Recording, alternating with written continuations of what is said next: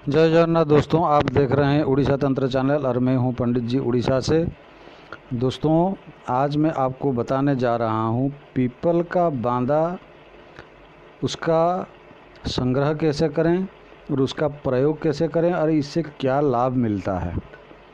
मित्रों, पीपल के बांदा दुर्भाग्य को दूर करने के काम आते हैं। ऐसे कहते हैं कि पीपल के जो वृक्ष होता है, पीपल के वृक्ष में अलक्ष्मी रहती है, लेकिन ये सिर्फ एक अफवाह है। और जो जहाँ तक शास्त्रों की बात है तो सिर्फ शनिवार को ही पीपल का वृक्ष अशुभ माना गया, दूसरे दिन पीपल के वृक्ष को शुभ ही माना जाता है। इस वृक्ष में विष्णु का निवास होता है। तो पीपल का बांदा दुर्भाग्य को दूर करता है, सुख समृद्धि देने वाला होता है। तो इसके जो बांदा, इसको संग्रह कैसे करना और इसका प्रयोग कैसे करना है, इसके बारे में जानते हैं। इससे पहले मैं आपको बता दूं कि अगर आपने अभी तक मेरे चैनल को सब्सक्राइब नहीं किया तो कर लीजिए, साथ में बेल आइकन को भी दबा लीजिए ताकि मैं जो भी वीडियो अपलोड करूं आप तक तुरंत सूचना मिल जाए कि आज पंडित जी ने हमारे लिए क्या भेजा। दोस्तों, इसके साथ अगर आपको मेरी वीडियो अच्छी लगती है, अगर ये जानकारियाँ जो मैं देता हूं अगर आपको पसंद आता है तो आप इसको लाइक, कमेंट और शेयर भी करिए ताकि ये और लोगों तक भी पहुंच सके। तो आइए जानते हैं कि पीपल का बांदा, उसको संग्रह कैसे करना है और प्रयोग कैसे करना है। तो दोस्तों, आप पंचांग में या फिर कैलेंडर में देख लीजिए, जिस दिन अश्विनी नक्षत्र हो और शनिवार ना हो, शनिवार को छोड़ करके दूसरा कोई भी वार हो। जैसे आपको बताया कि शनिवार को पीपल के वृक्ष में अलक्ष्मी का वास होता है, उस दिन पीपल के वृक्ष तक जाना नहीं चाहिए। तो अश्विनी नक्षत्र जिस दिन हो उससे पहले दिन रेवती नाम का नक्षत्र होता है।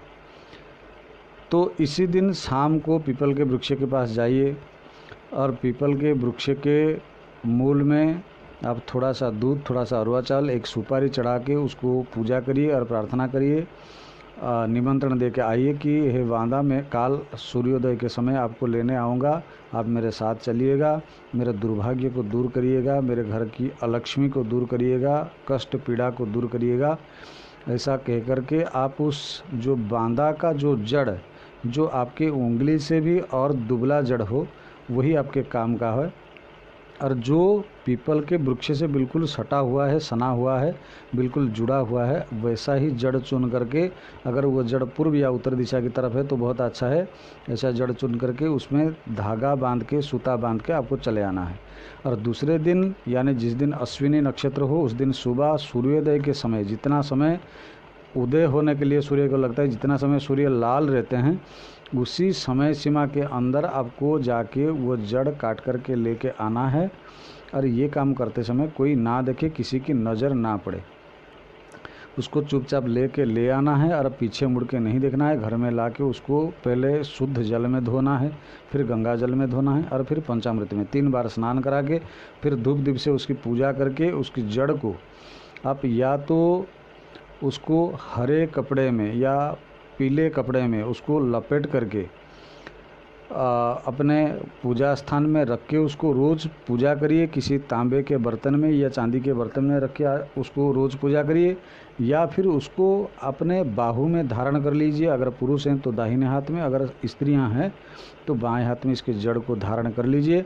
धारण करने से यह आपका दुर्भाग्य दूर करता है, बदनसीबी भी दूर करता है, नाकामयाबी को दूर करता है। आप जो भी काम करते हैं वो काम आपका सफल होता है। घर में अशांति वगैरह ये सब नहीं होता, घर में सुख चैन बराबर रहता है। कोई भी आप बिजनेस करते हैं, आप कोई नौकरी करते हैं, कोई भी काम करते हैं तो उससे आपको सक्सेस भी मिलता है। किसी भी प्रकार का दुर्भाग्य, दुर्घटना आपके साथ घटित नहीं होता। ये पीपल का बांदा का महात्म्य है, इसका गुण है। और ऋषि मुनियों ने इसको छानबीन करके ये शोध हमारे लिए छोड़ के गए हैं। ये मेरा उपज नहीं है। तो ये है पीपल का बांदा का जानकारी। मित्रों, इसके बावजूद अगर आपको किसी और विषय में मुझसे बातचीत करना है, कोई कांटेक्ट करना है, तो आप मेरे व्हाट्सएप नंबर तो आपके पास है, मैं देता हूं डिस्क्रिप्शन में, वहां से लेके मेरे को कांटेक्ट आप कर सकते हैं। लेकिन कांटेक्ट सिर्फ आप रविवार को ही कर सकते हैं, दूसरे दिन मुझसे कांटेक्ट नहीं हो पाएगा। तो आज के लिए इतना ही, फिर मिलते हैं किसी एक अगले वीडियो के साथ। तब तक के लिए जय जगन्नाथ, नमस्कार। जय जगन्नाथ दोस्तों, आप देख रहे हैं उड़ीसा तंत्र चैनल और